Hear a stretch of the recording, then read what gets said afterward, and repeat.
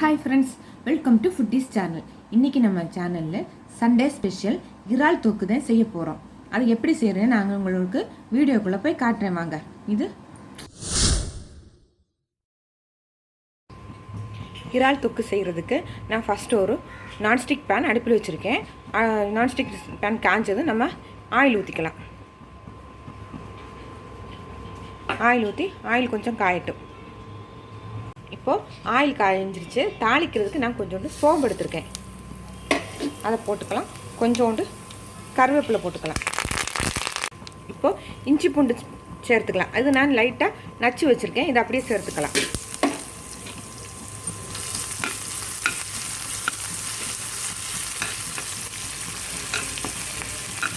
இன்றைக்கி நான் ஒரு 1/2 கிலோ இறால் தான் எடுத்திருக்கேன் செய்கிறதுக்காக.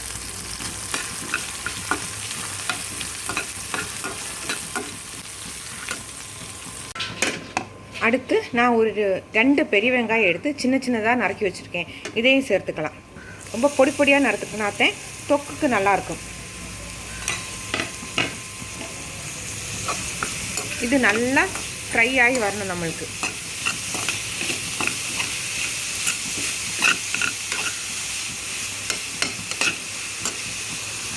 இப்போது நம்ம வெங்காயம் நல்லா வதங்கிடுச்சு. இந்த ஸ்டேஜில் நம்ம தக்காளி சேர்த்துக்கலாம். வெங்காயம் 2 பெரிய வெங்காயம் எடுத்திருக்கேன், ஒரு தக்காளி எடுத்திருக்கேன். நான் அது பொடி பொடியாக நறுக்கி வச்சுருக்கேன், இதை நம்ம சேர்த்துக்கலாம். வெங்காயம் நல்லா வதங்கி வரட்டும் நம்மளுக்கு.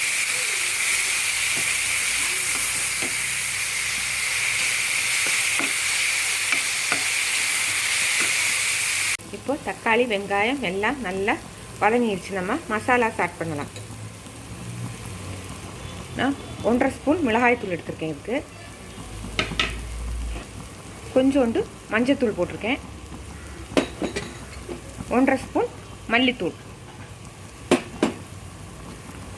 1 ஸ்பூன் கரம் மசாலா பொடி,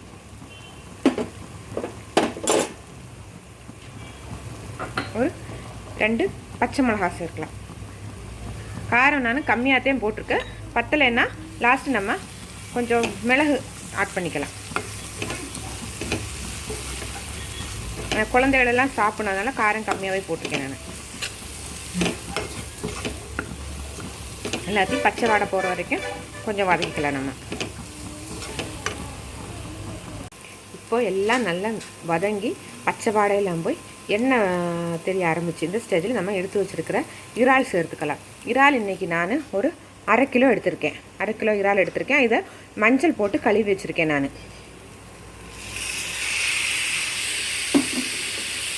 சேர்த்து தண்ணியெல்லாம் சேர்க்க தேவையில்லை.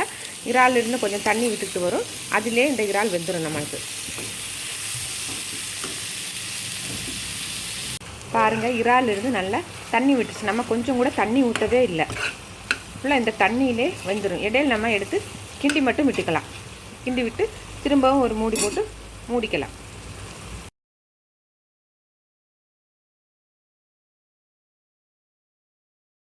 இப்போது நம்ம இறால் நல்லா வெந்துருச்சு. நம்ம இதை சுருள வதக்கி எடுத்துருக்கேன். எண்ணெய் எல்லாம் தெளிஞ்சிருக்கு பாருங்கள். அதனால தான் நிறைய எண்ணெய் சேர்க்க சொன்னது. இது நீங்கள் கண்டிப்பாக எப்படி இருக்குன்னு வீட்டில் செஞ்சு பார்க்குங்க. லாஸ்ட்லாம் கொஞ்சம் புதினா சேர்த்து நம்ம இறக்கிக்கலாம். நீங்கள் வேணால் கொஞ்சம் பெப்பர் சேர்த்துக்கோங்க. எங்கள் குட்டி பையன் சாப்பிட்றேன்னா நான் பெப்பர் சேர்த்துக்கலாம். இதை நான் ஒரு பாத்திரத்துக்கு மாற்றி காட்டுறேன் உங்களுக்கு. சூப்பரான இறால் தொக்கு ரெடி ஆயிடுச்சு. கண்டிப்பாக நீங்கள் இதை வீட்டில் செஞ்சு பார்த்துட்டு எப்படி இருக்குன்னு எனக்கு கமெண்ட் பண்ணுங்கள். இப்போ எங்கள் வீட்டு குட்டி பையன் இதை சாப்பிட்டுட்டு என்ன சொல்கிறேன்னு கேட்கலாம் வாங்க.